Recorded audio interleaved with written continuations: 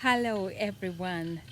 It's a sunny, good evening over here in Uganda, and I am coming to you all the way from my home. Life has been considerably fair to us, considering the circumstances of the COVID-19 and the issues that are happening around the world. Nonetheless, like the rest of the world, we have all been affected by the lockdown.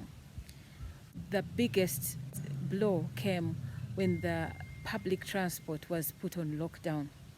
That was when we experienced the real pressure. Our government has been trying to do as much as they can.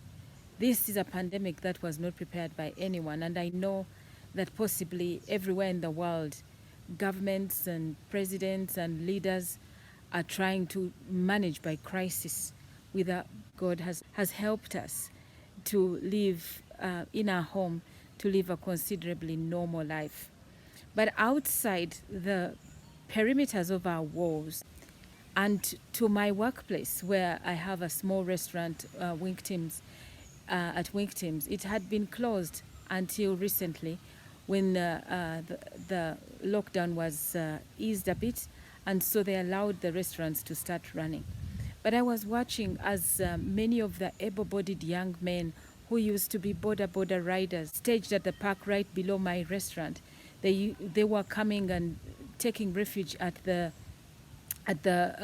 shed under my restaurant place. Yes, the media has also been filled with images of angry women, and we know of women who have gone to the local leaders in their places and they're demanding to get food. No one's asking for jobs anymore.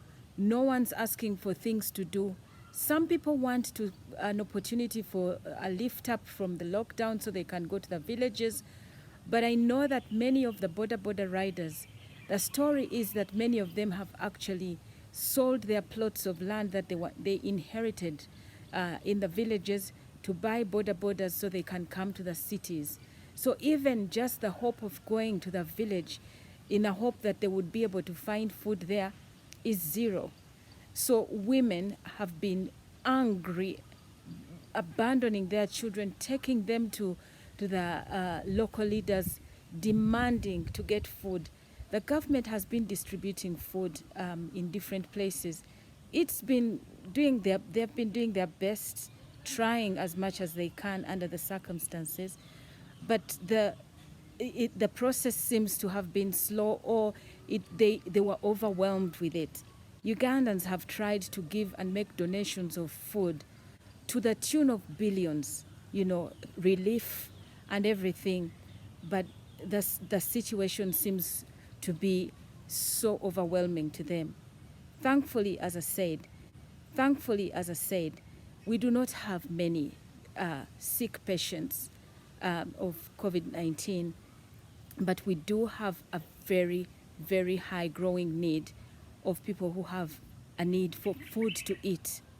We do have a lot of food on the streets coming from the villages for sale, but people are looking at that food and they can't afford to buy it simply because many of the population of the people that live in Kampala live from hand to mouth, and their jobs have been jeopardized because of the lockdown.